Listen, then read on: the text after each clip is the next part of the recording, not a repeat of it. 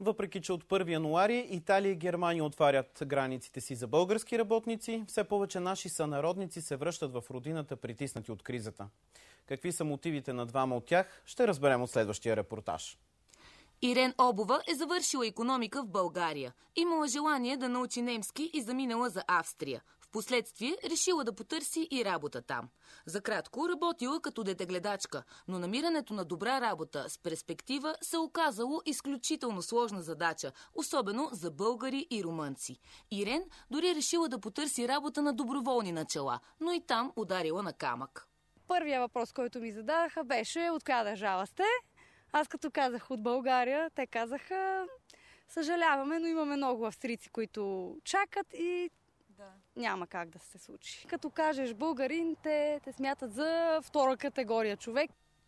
Имиджа на българите зад граница е много лош и това е основна пречка при намирането на работа в чужбина, смята Ирен. Другите сериозни пречки са финансови.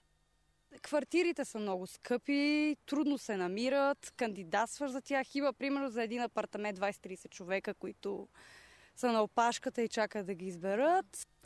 Ако беше намерила хубава работа, Ирен щеше да остане в Австрия.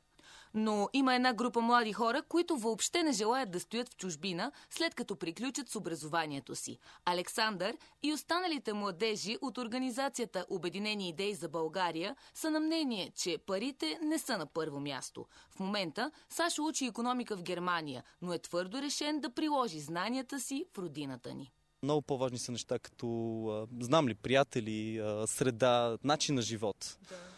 Просто човек се чувства по друг начин, там където са му преминали първите 20 на години от живота. Мога да кажа, че повечето все пак им се ще да се завърнат в рамките на няколко години, завършвайки в Германия и след това да се върнат тук. Докато в Германия или в Европа, докато там може да си служител някъде, тук може да създаваш.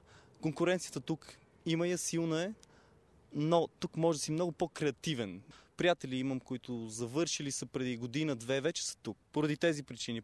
Подобрението на обстановката в България зависи само от действията на всеки от нас. Просто са нужни малко усилия, много труд и ежедневна работа. Защото за да получиш, трябва и да дадеш.